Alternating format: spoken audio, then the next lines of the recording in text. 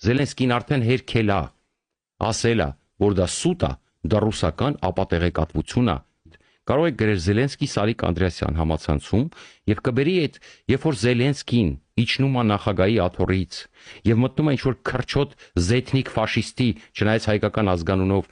պոստի տակ պատասխանում է, ասում է ոչնչություն պրոպագանդիստ, սուտ ես խոսում, Ուկրաինան չի վաճառել Ադրբեջանին ֆոսֆորային զենք, ոչ մեկին չի վաճառել ֆոսֆորային զենք, որտեղ ներ չունի Ուկրաինան, որ վաճառի ֆոսֆորային զենք, որտեղ մենք տեսնում ենք, որ Ուկրաինայում հիմա, եթե շատերը չեք հետևում, բազմիցս ասել եմ, ռուսները կիրառում են ֆոսֆորային զենք։ Ուկրաինացիները չեն կիրառում։ Եվ անգամ ռուս զեթնիկները այդ մասին չեն գրում։ Ինչ եք ուզում ասել, Ուկրաինան ունի չի կիրառում ռուսների հանդեպ, բայց ռուսները ակտիվորեն կիրառում են ֆոսֆորային զենք, քիմիական զենքեր տարբեր տեսակի։ Այդ ֆաշիստները կիրառում են։ Ես բերեցի ուկրաինական էքսպերտներ, ես բացատրեցի ձեզ, ես ցույց տվեցի, որ Ուկրաինան չունի ֆոսֆորային զենք, որովհետև 90-ականներին Բուդապեշտի մեմորանդումից հետո, երբ որ տվել էին ատոմ միջուկային զենքերը, նաև տվել են քիմիական, ֆոսֆորային բոլոր տեսակի այդ զենքերը հանձնել են ռուսներին։ Ինչ ա արել Պուտին կոչված այլանդակը։ Նա բռնել է Ադրբեջանին տվել է ֆոսֆորային զենք եւ ռոպագանդայով ստիպել է տարածեն, որ դա Ուկրաինան է տվել։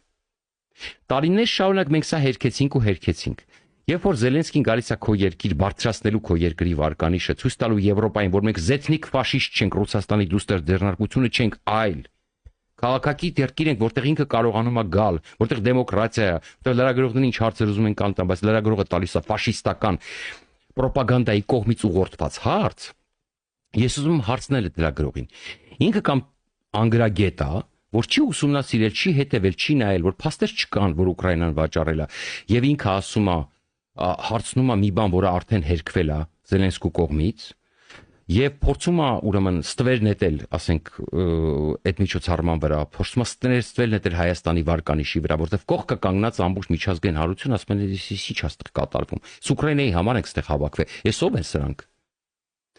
Եթե դուք գումար եք ստացել Ռուսաստանից կամ գումար եք ստանում ֆինանսավորվում եք եւ ֆաշիստական պատվեր եք կատարում,